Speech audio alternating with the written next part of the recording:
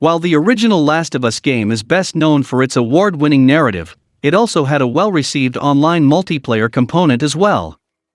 The Last of Us 2 was also expected to have its own multiplayer mode, though it's been over a year since the game's release with no official word on multiplayer. Rumor has it that The Last of Us 2's multiplayer might end up being its own, standalone thing, and it's possible that it may even include a battle royale mode. Reports said that a data miner has looked into assets that have been data mined from The Last of Us 2's single-player code. A potential map for a Last of Us 2 battle royale mode has been found, which could potentially incorporate areas from the single-player game. They've also found evidence of a compass, a player count, and an emote will script, all commonly found in battle royale games. Other evidence pointing to a Last of Us 2 battle royale mode include various gear that have been associated with the genre, suggesting players will need to loot for armor and equipment as is commonplace for the genre. However, it must be stressed that just because this seems to be pointing in the direction of a Last of Us 2 battle royale, it doesn't mean that's the case. Battle Royale mode could be one of the modes, and other modes could embed well between the game. Needless to say, The Last of Us 2 fans should take this information with a massive grain of salt, and keep our expectations in check until official word comes from Naughty Dog or Sony. While it's unclear if The Last of Us 2 multiplayer mode will be revealed this year, if it does happen, it will be interesting to see what form it takes. It's easy to see how a Last of Us Battle Royale could be hugely lucrative for Naughty Dog and Sony, but it's also clear that we are expecting a Last of Us Factions 2.0, something similar to the multiplayer from the first game, but taken to the next level. It does seem as though Naughty Dog has a standalone Last of Us 2 multiplayer experience in development, but we will have to stand by for an official announcement. In the meantime, one has to wonder if any other Last of Us 2 rumors will materialize. There have been persistent rumors that an official Last of Us 2 PS5 port and a Last of Us remake is in the works, though that too has yet to be announced. If I am correct, they will reveal the multiplayer with The Last of Us 2 Director's Cut, and it could even include some areas from the first game, which will be satisfying.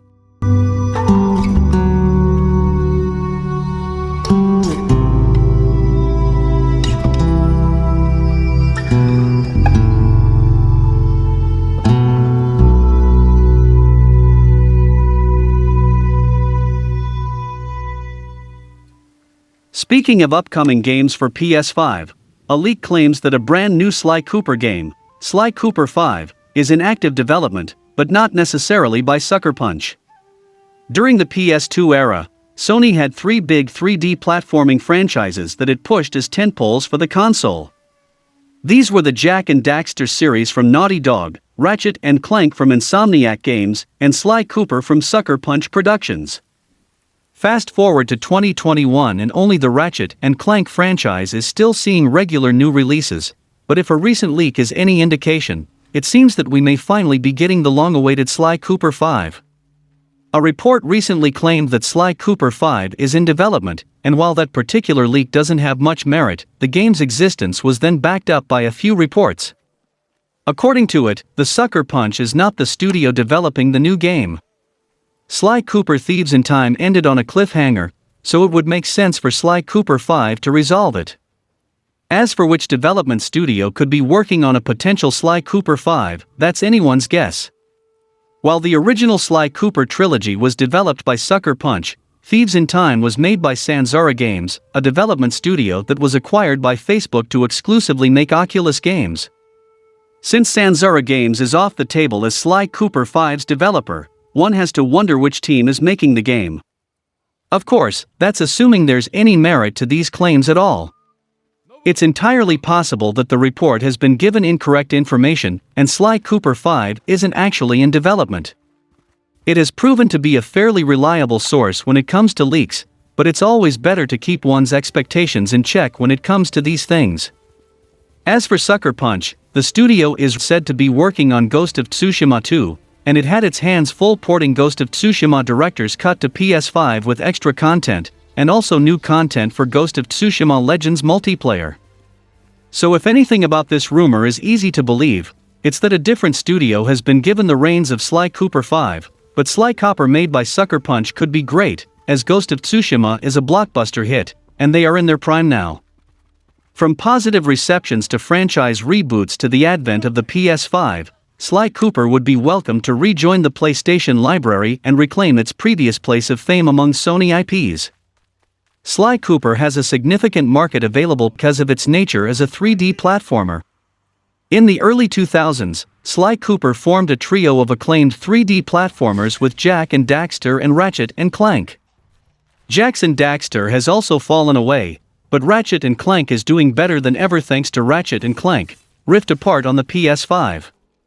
Rift Apart helps establish the presence of classic Sony 3D platformers on Sony's current console thanks to its positive reception.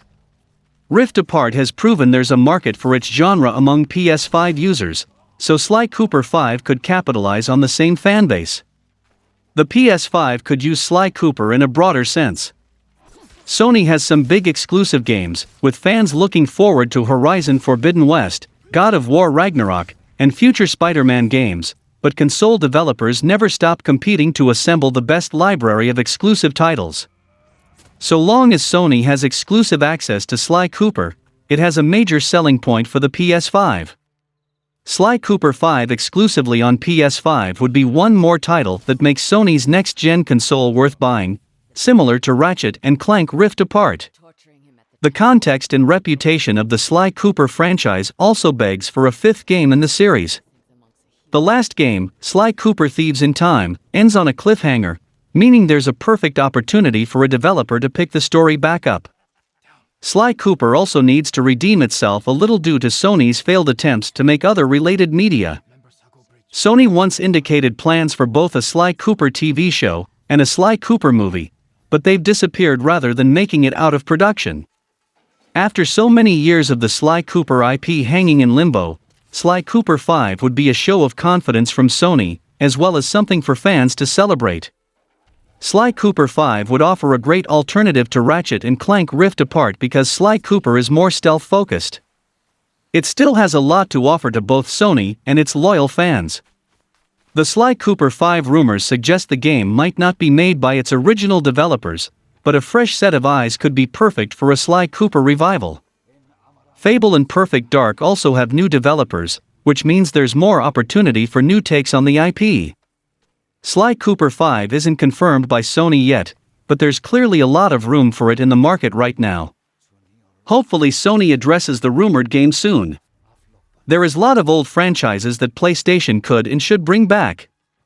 Some examples are Killzone, Resistance, Jak and Daxter, Legend of Drakkon, PlayStation All-Stars, MotorStorm, Wipeout, Twister Metal, which is also said to be in development, and also a new TV show, Sly Cooper, and so on. If the marketing was done right for Sly Cooper like they did for Ratchet and Rivet, it definitely will be a blockbuster comeback success. This past week a surprise rumor spread regarding the resurrection of the PlayStation car combat franchise Twisted Metal. Details were understandably scant, but the basic idea was that a new Twisted Metal game was in development with a tentative release window of 2023. Curious fans went to a source they assumed might have more information, which was Twisted Metal 2 and Twisted Metal Black director David Jaffe. Jaffe was, unfortunately, not happy about the situation. Jaffe is now working as a YouTube content creator and streamer, making it quite easy for fans to reach out to him. Posed the question of whether he's heard of a new Twisted Metal project, or if he's been involved, David Jaffe made it clear that he had heard nothing about it. Further, Jaffe said that if the rumor was true, that he'd be hurt over the decision not to contact him about it. He says he wouldn't expect to be directly involved, but that it'd mean a lot for PlayStation to at least contact him considering how close he's been to Twisted Metal in the past. For the time being, Jaffe isn't persuaded that the rumor about a new Twisted Metal game is true. He says that, ahead of the new Twisted Metal TV show being confirmed, he was contacted for a couple of calls. Considering that happened not too long ago, it would be odd to contact Jaffe about the TV show, and then not contact him about a new game going into development.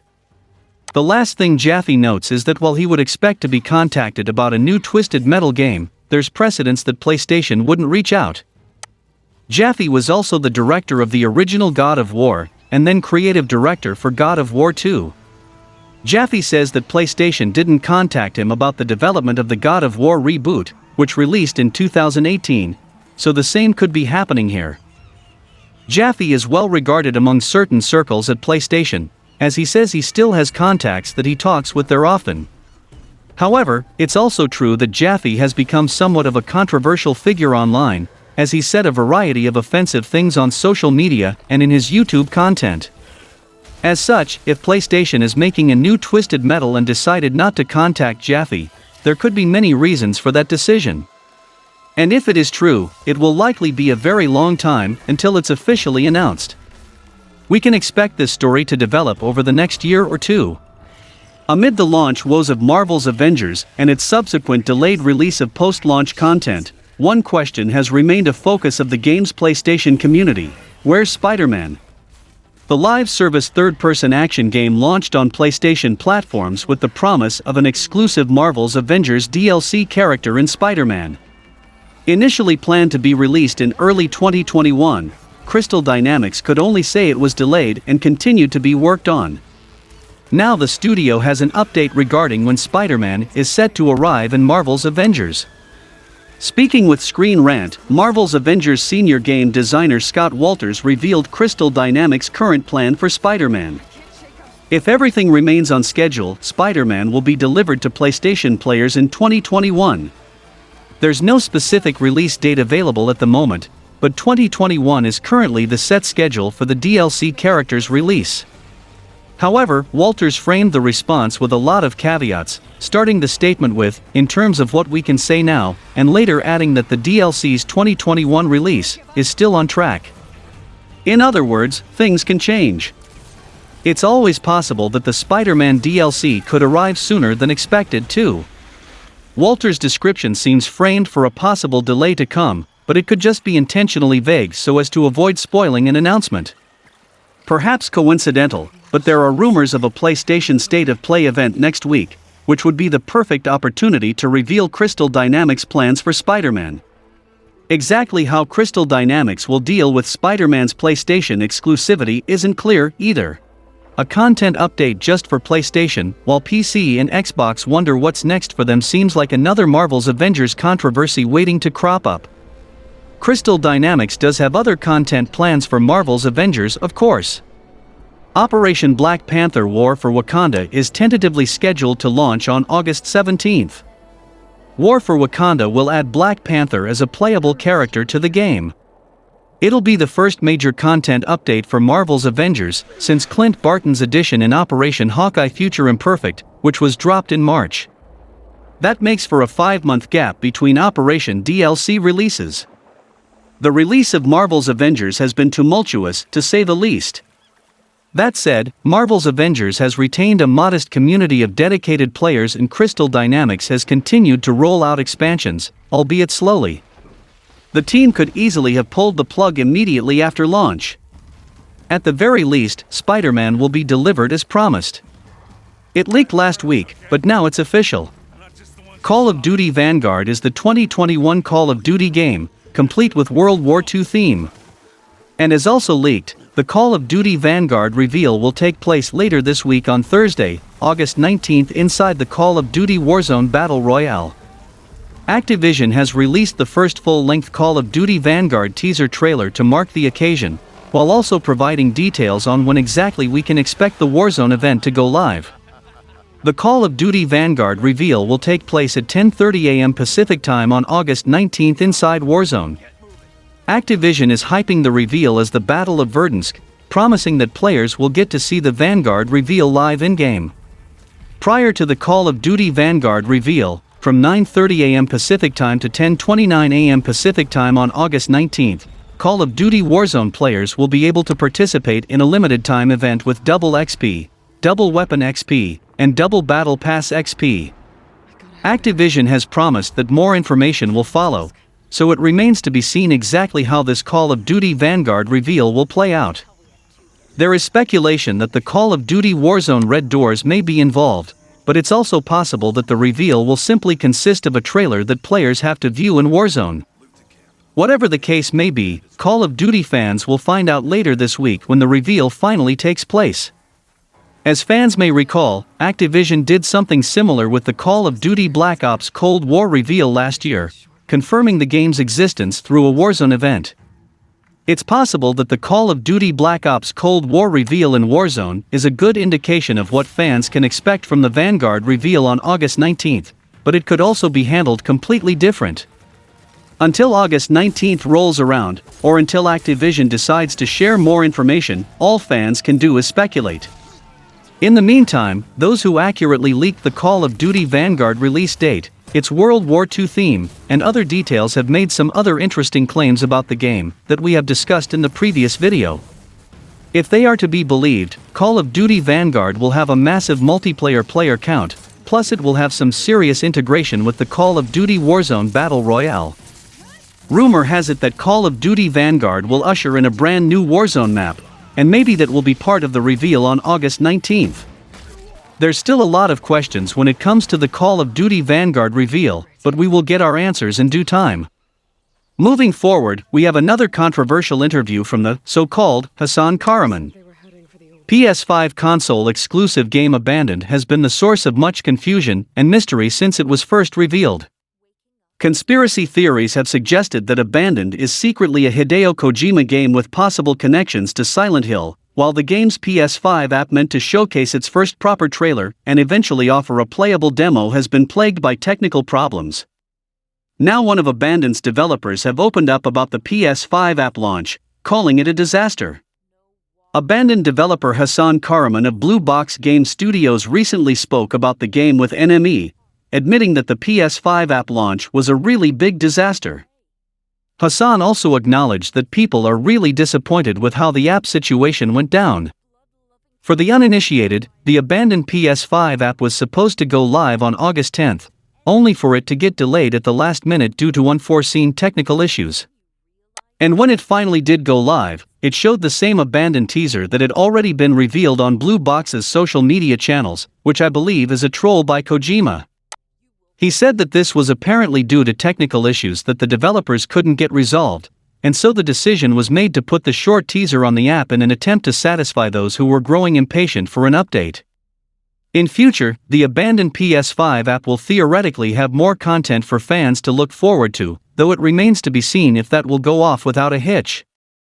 First up will be an Abandoned cinematic trailer, which should give us more insight into what the game is actually about and what we can expect from the overall experience. Apparently, Hasan told NME more about Abandoned's plot, but asked the outlet not to divulge details.